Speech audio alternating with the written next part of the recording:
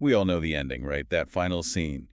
Chris Gardner walking out into the sunshine in San Francisco, tears just streaming down his face. Yep, he just got the job. It's that huge feel-good Hollywood moment. Exactly. It's pure joy. It makes the whole struggle feel worth it. But that's the thing, that feeling, it's only for the last 2 minutes. For the other 115 minutes, if you really watch it, The Pursuit of Happyness isn't a drama. It's a survival horror film. A survival horror film. I love that framing. It is. It's pure anxiety. It's just this relentless, nonstop barrage of bad luck and desperation. And that's the premise we're really digging into today. We are challenging that whole feel-good myth and reclassifying it. This isn't just rags to riches. It's a deep dive into the psychological cost of survival in 1981 San Francisco. And that setting, 1981, is so important. You're at the peak of the Reagan era. The idea of meritocracy is everywhere, but the actual social safety nets are, fraying. The film does such a brilliant job showing that contrast visually. You have the gray, gritty streets of the Tenderloin. Where he's spending his nights, yeah. And then you have the golden, glowing, warm offices of Dean Witter. It's like two different planets. It really is. And that gap between the ideal and the reality is the whole movie. So our mission today is to break it all down. We're looking at the production secrets, the gritty truths about the real Chris Gardner that Hollywood changed, and what the film is actually saying about the price of the American dream. All right, let's jump in. And I think the best place to start is with the biggest change from fact to fiction. It's all about his son. Christopher Jr. in the movie, played by Jaden Smith, he's 5 years old. He's old enough to talk, to interact. He can ask that crucial question, are you a good dad? He's a character. Right. But in reality... In reality, Chris Gardner's son was a toddler. Just a baby, really. Somewhere between, 14 months and 2 years old during the worst of their homelessness. Wow. That completely changes everything. I mean, we're talking about diapers. A stroller you have to push everywhere. A stroller through the Tenderloin, yes. And a child who can't tell you what's wrong. The movie gives Will Smith a scene partner, someone to release that tension with, even with a little joke. But the real Gardner had none of that. None. The physical work was so much harder, but the emotional struggle, it was just so much lonelier. He was completely isolated in that struggle. That fact alone makes the real story so much more intense. Okay, so speaking of intensity, let's talk about the internship. The movie's big hook is that it's completely unpaid. Yeah, the ultimate dramatic device. It creates these impossible stakes. You either succeed or you literally starve. But that's not quite true, is it? Not technically. The real internship at Dean Witter Reynolds did pay a stipend. It was roughly $1,000 a month back then. Wait a minute. So they just made up the unpaid part? Does that undermine the story? Well, this is the key distinction. Yes, it was a simplification for the movie. But you have to ask why that $1,000 still meant he was homeless. He was a single dad. He needed full-time daycare, a babysitter. And in 1980s, San Francisco, that was expensive. After he paid for childcare, that stipend left him with literally zero. So there was still no money for rent or food. Exactly. Yeah. The financial desperation was absolutely real, even if the unpaid label was a bit of a Hollywood flourish. The result was the same. He was sleeping in public bathrooms. The structural problem was the same. Oh. Wow. Okay, let's shift to the moment that started it all, the red Ferrari. That feels so cinematic. Was that real? 100% true, but again, with a little twist, the movie has him just see the car and run up to the guy asking, what do you do and how do you do it? Right. The reality is a little more mundane, which almost makes it better.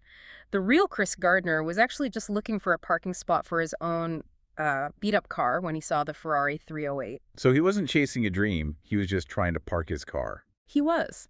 But that car was the lightning bolt. The driver was a man named Bob Bridges, and that conversation changed Gardner's entire life.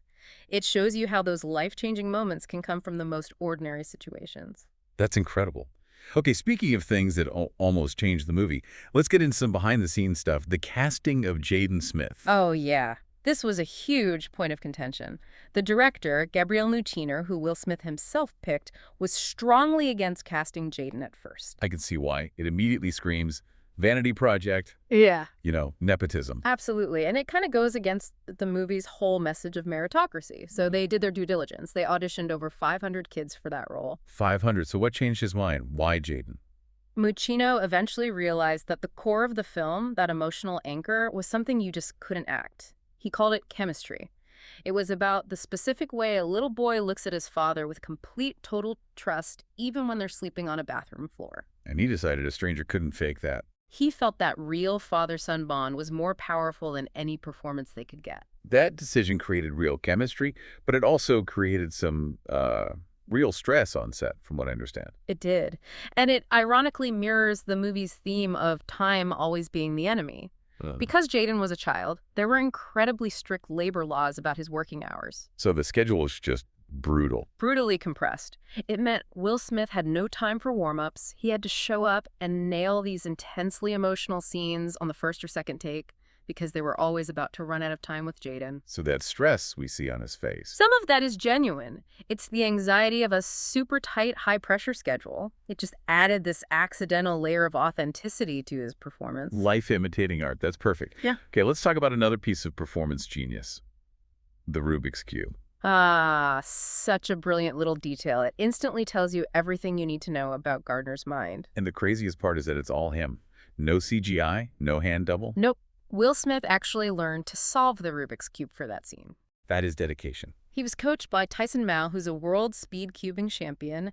Smith got his solve time down to under 2 minutes. And in 1981, the Rubik's Cube was like the ultimate symbol of being a genius, right? It was. It wasn't just a toy. If you could solve that thing, people thought you were brilliant. It was the perfect, non-verbal way for the film to just show the audience. This man has a powerful mathematical mind. It's his resume in a little plastic cube. Let's transition from that to what is maybe the film's emotional peak. The scene that, for me, turns it into that survival horror movie you mentioned, the bathroom scene. It's the silent horror. They're locked in a public restroom at a transit station trying to sleep on the floor. And just for context, this is the BART system, the Bay Area Rapid Transit. Right. A commuter rail station. Right. And the set was meticulously recreated to look exactly like the real thing. But the power of the scene is that it's almost completely silent. It just forces you into his headspace of absolute terror and failure. And one of the most powerful physical moments in that scene was improvised by Smith himself. It was.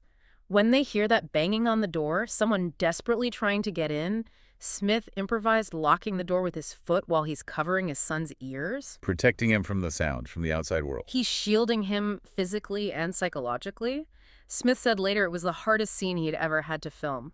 It tapped into that primal parental fear of not being able to protect your child, of failing to provide even the most basic thing, which is shelter. It's just devastatingly raw. Okay, from that scene, let's talk about the title itself. The misspelling. Happiness with a Y. Why? So that comes directly from the real story. It's from graffiti, or maybe a sign, that was painted outside the unlicensed daycare center where he'd sometimes leave his son. So it's a real detail from his world. What's the deeper meaning behind using it for the title? I think the symbolism is that the misspelling represents the world he's trying to escape. It's a world of illiteracy, of lack of education, of systemic barriers. It's a visual reminder that even the concept of happiness is, literally misspelled or inaccessible in his reality. It's a ceiling. It is. A visual symbol of that ceiling.